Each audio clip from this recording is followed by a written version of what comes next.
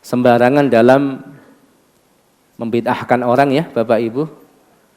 Bid'ah itu sesuatu yang tidak ada dalil syar'inya. Ini sering kita sampaikan. Ada sebagian orang mengatakan sesuatu yang tidak dilakukan oleh Nabi. Tapi ini kurang tepat karena ada hal-hal yang tidak dilakukan oleh Nabi tapi itu bukan bid'ah. Bid'ah adalah sesuatu yang tidak ada dalil syar'inya. Dan kalau kita bicara dalil syar'i Bapak Ibu, itu tentunya tidak sebatas Al-Quran dan hadis. Ada Al-Quran, ada sunnah, ya. Ada ijma', ada kesepakatan para ulama, ada qiyas, ada hukum analogi. Jadi masalah-masalah kontemporer yang tidak disebutkan secara definitif dalam Al-Quran dan As-Sunnah bisa dicarikan hukumnya. Dikiaskan dengan satu masalah yang sudah ada hukumnya karena kesamaan sifat. Makanya makanan yang bisa memabukkan itu hukumnya seperti khamr. Sedangkan khamr itu apa ibu-ibu? Khamr itu minuman, sesuatu yang cair. Bahkan orang Arab mengenalnya apa? Khamr itu adalah air, ya, air rendaman korma atau air dari perasan anggur yang difermentasi. Selain itu tidak dikenal dengan khamr. Tapi apakah yang diharamkan hanya perasan anggur dan rendaman air korma saja? Tidak. Segala sesuatu yang bisa memabukkan itu dihukumi khamr. Padahal tidak disebutkan secara definitif dalam Al-Quran dan juga dalam sunnah Rasulullah SAW. Jadi sesuatu yang tidak ada dalil syar'inya itu bid'ah. Bukan maknanya segala sesuatu yang tidak dilakukan oleh Nabi. Ya, contohnya sering kita sampaikan, Bapak Ibu yang dirahmati Allah, misalnya para sahabat, yaitu pada zaman Abu Bakar membukukan Al-Quran, mengumpulkan Al-Quran, yang mana sebelumnya belum terkumpulkan, masih tercecer dalam kertas yang terpisah, ya ditulis di daun-daun, kemudian di kulit binatang, belum dikumpulkan. Tapi kemudian ketika dilihat maslahatnya, yaitu ketika mereka para sahabat yang hafal Al-Quran banyak yang meninggal di medan tempur, dikhawatirkan Al-Quran akan dilupakan, maka kemudian dikumpulkan Al-Quran jadi satu. Kemudian pada zaman Utsman disempurnakan lagi. Yang pada zaman Abu Bakar itu dikumpulkan Al-Quran dengan seluruh dialeknya. Karena Al-Quran diturunkan dengan 7 bahasa Ibu. Maksudnya 7 dialek bahasa Arab. Ya. Zaman Utsman dikumpulkan kembali, disusun kembali, tapi dengan 1 bacaan saja. Sampai kemudian dikembangkan lagi, Al-Quran dikasih titik-titiknya. Hurufnya itu, huruf dalam bahasa Arab, dikasih titik-titik, ba dikasih titik 1, ta dikasih titik 2 di atas, sa dikasih titik 3 di atas ya. Itu supaya orang bisa membedakan. Ya, orang bisa membedakan antara ba, ta dan sa. Bisa membedakan antara jim, ha dan kha. Pada zaman Rasulullah nggak ada tuh titiknya. Kita bisa bayangkan bacanya gimana Ibu? Yang sekarang harokatnya lengkap aja kadang susah. Gimana membaca yang gundul, yang gondrong aja sering salah gitu.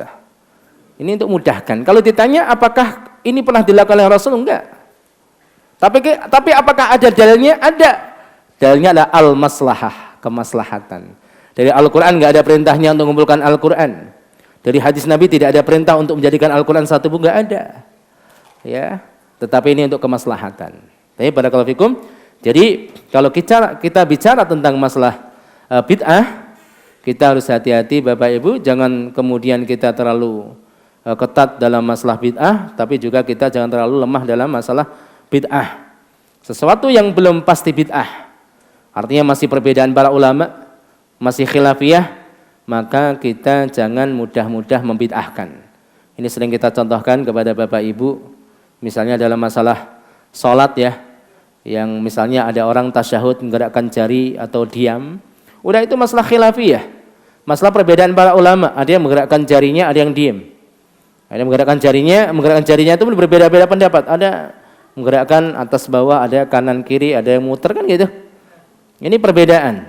Makanya Bapak Ibu yang dirahmati Allah, ketika kita membahas terkait dengan perbedaan para ulama dan kita memilih salah satu pendapat darinya, maka ungkapan yang tepat adalah ar-rajih, yang kuat dalam masalah ini adalah ini.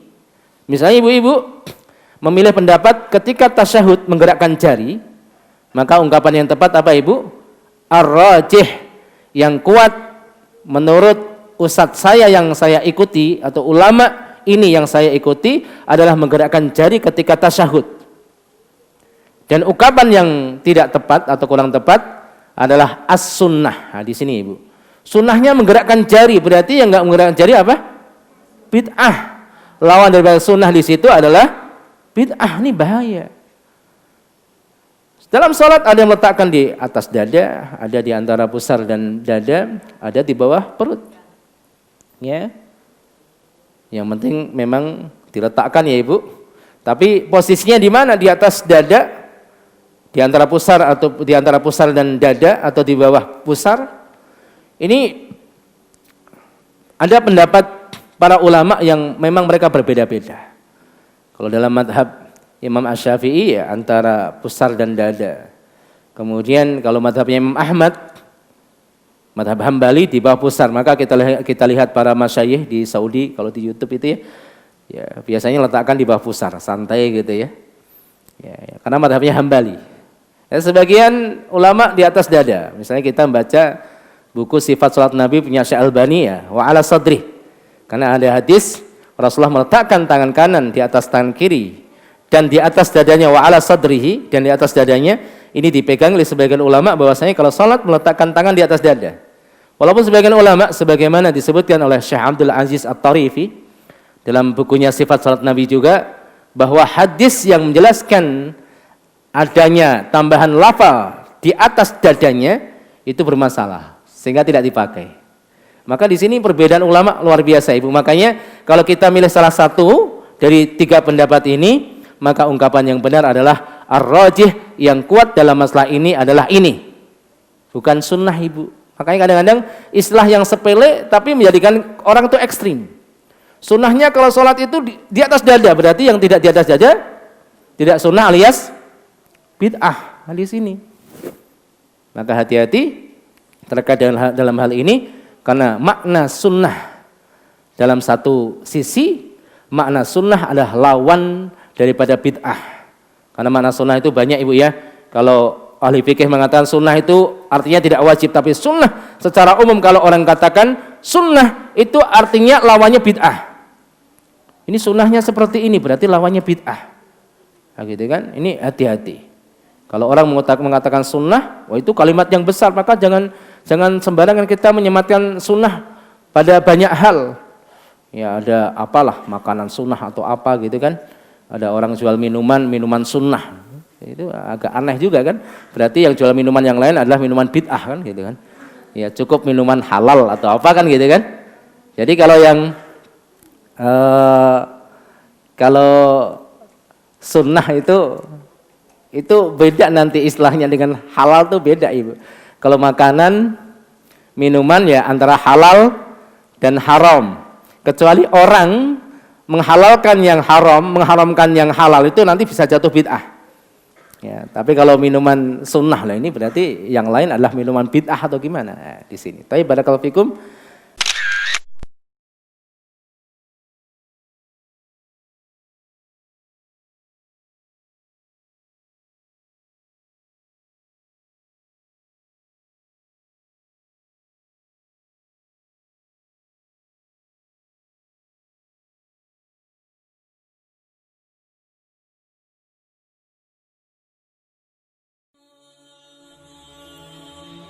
Bantu yuk operasional Rumah Dakwah Al-Hujah dan terselenggaranya kajian serta dakwah Al-Hujah dengan menjadi donatur tetap setiap bulan berinfak Rp30.000. Dengan infaknya setiap bulan Rp30.000, insya Allah akan membantu dakwah Al-Hujah dan jadikan ini amalan yang istiqomah yang dilakukan terus-menerus atau kontinu. Allah mencintai amalan yang istiqomah walaupun sedikit.